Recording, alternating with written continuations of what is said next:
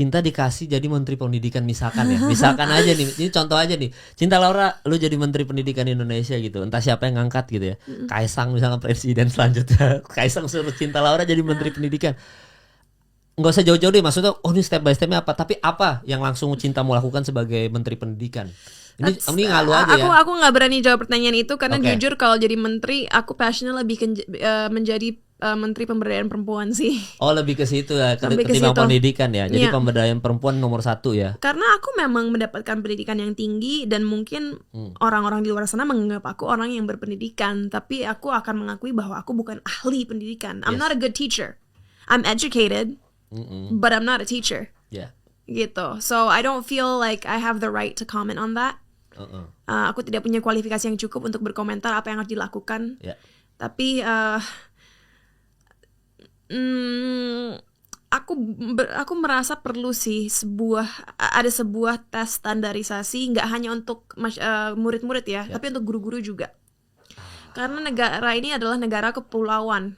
Dan I'm sure karena aku melihat sendiri bahwa fondasi pendidikan Indonesia itu sangat-sangat teramat tidak merata. Jadi suatu tes standarisasi untuk murid-murid dan juga guru-guru diperlukan untuk semua kepulauan di Indonesia supaya bisa lebih mendekati standar pendidikan yang kita ingin berikan kepada masyarakat. Dan kenapa aku nggak bilang hanya murid-murid tapi guru-guru juga? Karena guru-guru pun aku rasa tidak difasilitasi dengan tools atau weapons yang cukup untuk bisa mengajar secara efektif gitu. So the problem is two-sided. Kita nggak boleh hanya nyalain anak-anaknya, oh kurang belajarnya, tapi ya guru-guru juga perlu di-equip dengan fasilitas yang cukup so they can do a better job gitu. Dan guru-guru itu orang tua kedua loh. Bahkan guru itu yang paling banyak ketemu anak kita daripada orang tua sendiri. Dan mereka harus dibayar lebih sih. Itu. Kompensasi mereka harus ditingkatkan luar biasa.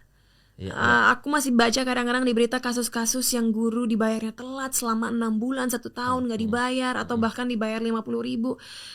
How is this possible?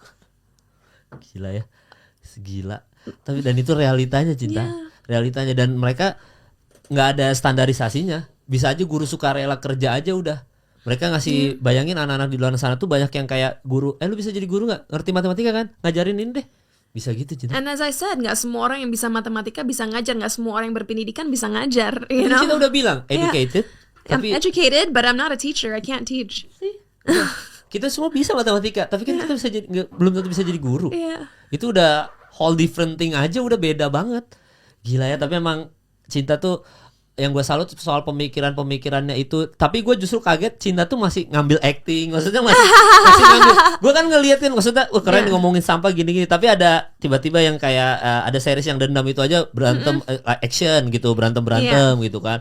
Tiba-tiba Cinta udah latihan action aja, tiba-tiba dance.